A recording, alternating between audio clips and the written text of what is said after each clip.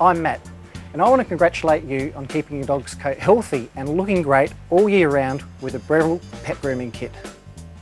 Your pet will be happier because it's being groomed by someone it knows in familiar surroundings, also saving money on trips to the grooming parlour. And, what's more, you'll be helping support animal welfare because Breville proudly supports the RSPCA through sales of our Breville pet grooming kit. Today I'm joined by Jodie, who is a master groomer. Hello, today I'm going to show you how you can transform your dog from this to this, and this to this, or this to this. And it's easy if you follow the steps. But before we start clipping, we want to show you how our Breville pet grooming kit works and how to look after it. This model has an adjustable blade control that can be used for close trimming and other cutting variations. That's a great feature because it makes it easier to cut through thick coats without catching. I'll show you how to use it in just a moment.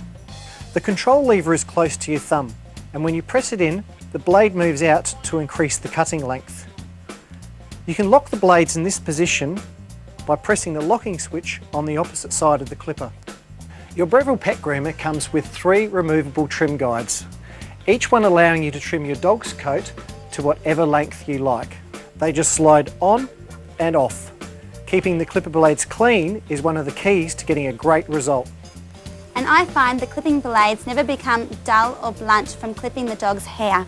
It's the dirt and grit in the dog's coat that causes the blades to become blunt, and often you can't see that dirt and grit. You can avoid this by making sure your pet is brushed, washed and dried thoroughly before you begin to clip.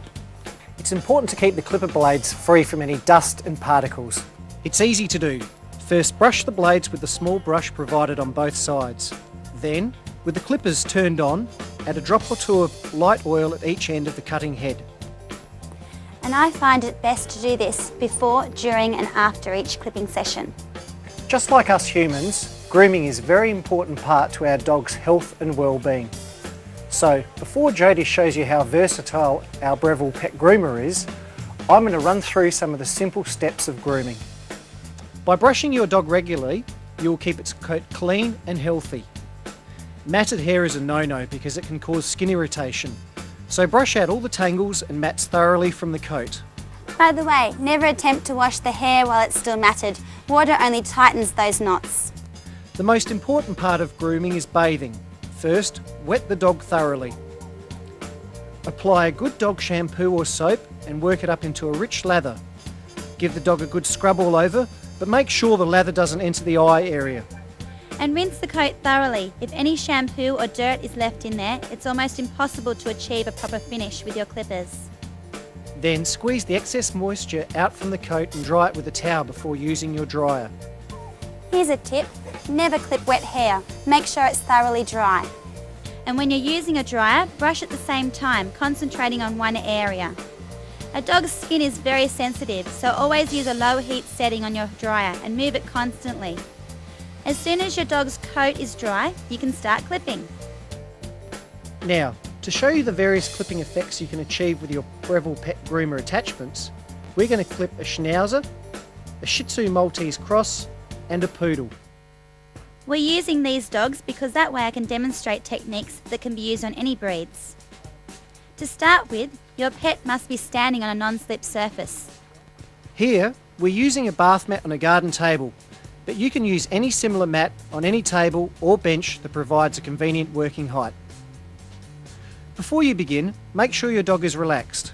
That means you need to be calm and confident as well. And if you have family members helping, make sure they stay quiet and peaceful. I find it helps to turn the clippers on and hold them close to the body for a moment or two so your dog gets familiar with the vibrations and sounds of the motor. Charlie is a Schnauzer, and her coat needs to be clipped in a very distinctive style. Trimming a Schnauzer is usually done with the adjustable blade control lever pushed in, as this will give you a longer cut. If a longer cut is required, then use one of the trim guides depending on the length of the hair required. All clipping is done with the grain. You begin with the head by combing the eyebrows forward. Then, without using any of the trim guides, clip the top of his head smooth, from above the eye sockets to the ears. Now the ears. Hold them flat, clip from the centre out on both sides. I find it best to use the corners of the blade to clean out the areas between the eyes and to highlight those magnificent eyebrows. See how Jodie places the clipper at the side of the dog's eye and trim down to the base of her neck, following the flow of the hair. Jodie is now trimming Charlie's body. And remember the side lever in if you want to increase cutting length. You should begin at the top of the neck and trim with the natural grain or natural fall of the hair and the contours of the body. The clippers must be able to move freely through the coat, never push them through the hair. Now you can clip down the legs gently, lifting the clippers away from the skin to lengthen the coat. You may prefer to use a trim guide, but either way, take care around the tail. Make sure you brush often and re-clip the areas to achieve the perfect finish. And of course, don't forget to trim the ears, the beard and the eyebrows into that traditional triangular shape with the scissors to finish the job. Tonto is a Shih Tzu Maltese cross, and to trim his thick coat, attach whatever trim guide you like to achieve the length of hair you want. Beginning at the top of his neck, clip the body, legs and underbelly. Run the clippers down the cheek area to shave the head. Then clip the top of the head towards the base of the skull. To trim Tonto's sensitive underbelly, Jodie has attached trim guide number 1. To finish off, comb the hair on top of the forehead forward. Trim over the eyes with the scissors. And don't forget to trim the feet for that really well-groomed look.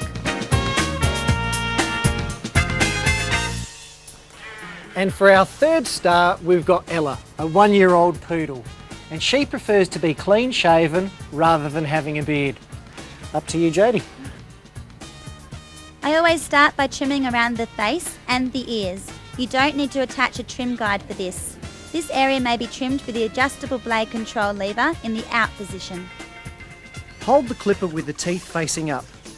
See how Jodie lifts her ear and supports Ella's muzzle on the opposite side with her free hand. Gently clip from the top of the ear to the corner of the eye using your thumb to keep the skin even and tight. Using a scooping motion, clip towards the end of the nose from under the eye, against the natural fall of the hair, and then back again, following the way the hair falls. With the top of the nose, pull the lip tight so the muzzle is straight and clip towards the tip of the nose. When you're clipping under the chin, first work upwards and then downwards to form a bib. If you don't get it right the first time, don't worry. Even professionals need to repeat this trimming motion a number of times before we get the result we want. Now let's do the poodle's tail. About 1/3 of it needs to be clipped to get that pom-pom look. See how Jane does this by clipping against the natural fall of the hair on the top of the tail and with the hair underneath without any trim guides attached. Clipping the end of the tail is done with scissors to the required shape. Take special care when clipping around her bottom. You can use scissors if you like. To clip the feet, I hold the foot between the thumb and the forefinger, up near the narrowing of the foot. No trim guides are attached. I lightly press my ring finger under the foot to separate each individual toe and scoop one side and then the other with the corner of the blade. You can use the same scooping motion to clip between the pads. To clip a dog with a coarse curly coat, use the number 1 trim guide. Begin at the top of the neck using a long, even motion. Keep the skin taut. For best results, brush against the natural fall of the coat. You'll make clipping easier. And repeat the trim until you have achieved a smooth, even finish. Use a trim guide of your choice. With the dog facing you, trim the legs. Shape the legs to your desired length using any of the trim lengths. Any hair that falls over the foot should be trimmed first, then trim down the front of the legs, holding the paw in your other hand. Trim the outside of the back legs first, following the contour of the leg, and trim the inside of the leg last. To finish the clip, you'll need to use a pair of scissors. First, trim above the tail, then above the eyes, and then around the ears. Brush the longer hair into shape, giving the ears a natural look. As you can see, the Breville Pet Groom will give you very professional results. Following the clipping techniques we've shown you, you'll have a great looking dog all year round. And you'll keep getting great results if you keep your Breville pet groomer in good working order by simply following the steps I outlined earlier in the video.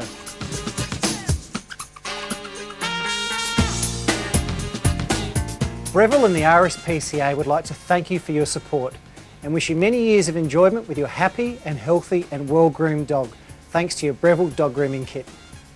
And remember, relax, don't worry if you make a mistake. Your dog's hair will always grow back and you'll keep getting better and better with practice. Bye-bye. Thank you.